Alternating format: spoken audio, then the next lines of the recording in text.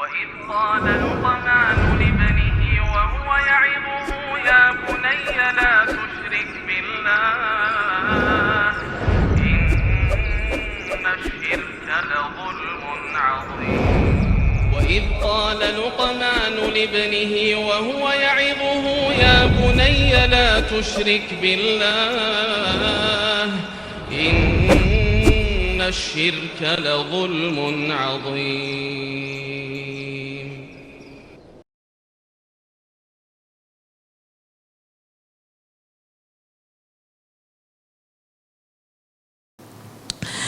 Lantas ikhwah, halil amru bil aqiqati 'ala al-wujubi am 'ala istihbabi?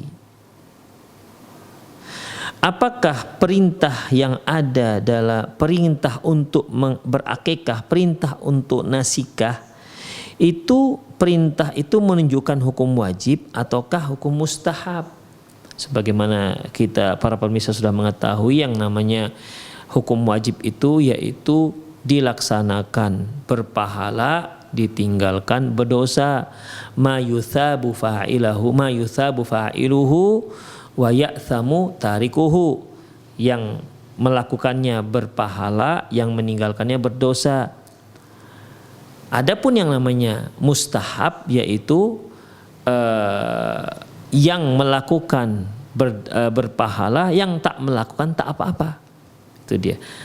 Jadi ini yang ditanyakan, ya, apakah nasikah ataupun akikah itu hukumnya wajib ataukah mustahab ataukah sunnah lah bahasa kita. Jawabannya ikhtalafa ahlul ilmi fi dzalika fa dhahaba ila kauni mustahabba jumhur ahlul ilmi. Ya. Jadi di sini para ulama berbeda pendapat memang. Sebagian mengatakan wajib, sebagian mengatakan mustahab, sunnah. Dikerjakan berpahala, tak dikerjakan juga tak apa-apa. Dan ini ternyata yang menyatakan sunnah itu jumhur para ulama. Mayoritas para ulama mengatakan bahwasanya akikah itu ataupun nasikah itu hukumnya dikerjakan berpahala. Kalaupun tak dilaksanakan tak apa-apa. Itu jumhur para ulama. Apa dalil mereka? Wahtajju biqaulihi man ahabba ayunsika an waladihi falyaf'al. Barang siapa yang mau melakukan nasikah ataupun mengakikahkan anaknya maka silahkan lakukan. Di sini ada kalimat man ahabba, barang siapa yang mau, barang siapa yang suka mengakikahkan anaknya, menyembelih hewan untuk anak yang baru lahir, maka silahkan. Ya, yang mau, yang nggak mau, akan begitu jadinya ikhwah.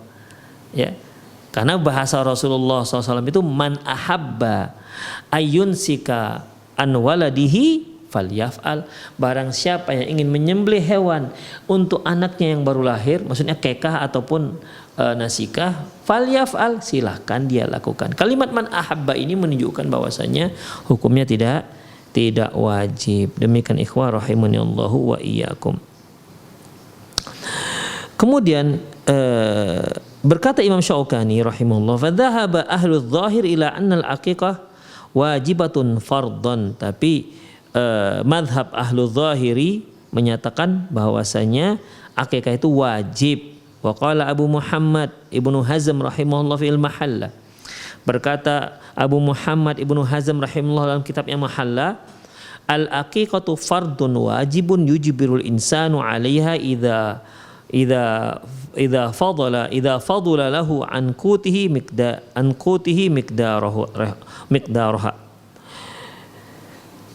Angkutihi miqdaruha. Akikah hukumnya wajib yang harus dilakukan oleh seorang manusia jika memang dia masih memiliki harta setelah kebutuhan pokoknya terpenuhi.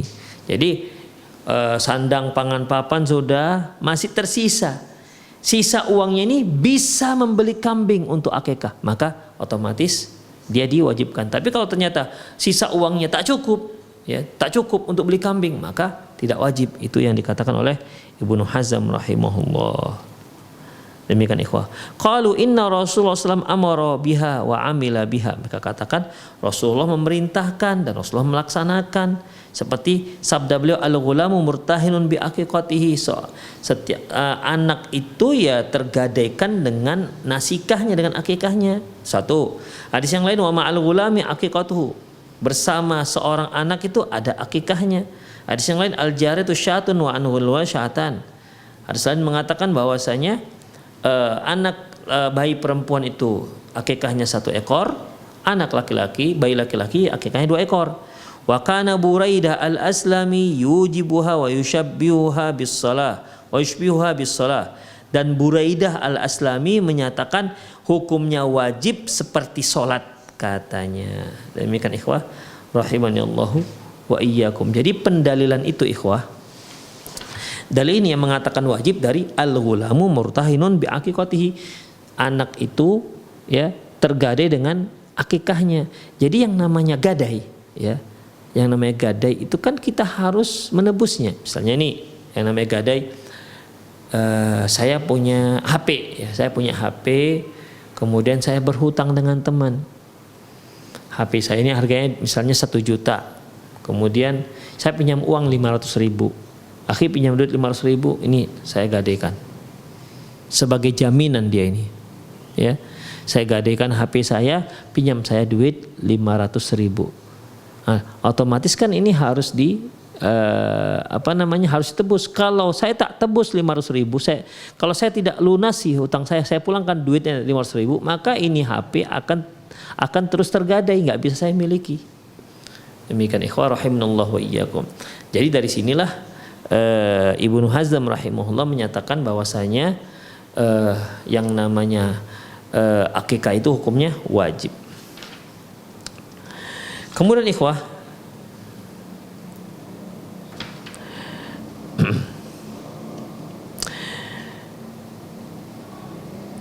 wa qala fi istidkar, berkata dalam istidkar, wa qala Syafi'i, Ahmad wa Ishaq wa Abu Thawr wa At-Tabari, bahwasanya Imam Syafi'i, Imam Ahmad, Ishaq, Imam Abu Thawr dan Imam At-Tabari menyatakan al-aqiqatu sunnatun yajibu amalu biha wa la yanbaghi tarkuha liman qadara 'alaiha wal ilmu indallah. Jadi kata mereka Imam Syafi'i, Imam Ahmad, Ishaq bin Rahwi, Abu Thawr dan Imam At-Tabari menyatakan bahwasanya akikah itu sunnah, wajib untuk diamalkan. Artinya akikah itu merupakan ketetapan Rasulullah, yajibu ala amalu biha, wajib untuk diamalkan dan tidak boleh ditinggalkan bagi orang yang memang mampu melakukannya dan ilmunya sisi Allah Subhanahu wa taala. Jadi intinya ikhwah rahimanallahu wa iyyakum ya, lebih ahwat itu, lebih hati-hati itu kita akikah lah. Kalau kita punya uang ikhwah, kalau kita punya uang, akikahlah. Karena kalau kita mengakikahkan anak kita, kita kita sudah keluar dari khilafiyah, ya. Kita keluar dari khilafiyah.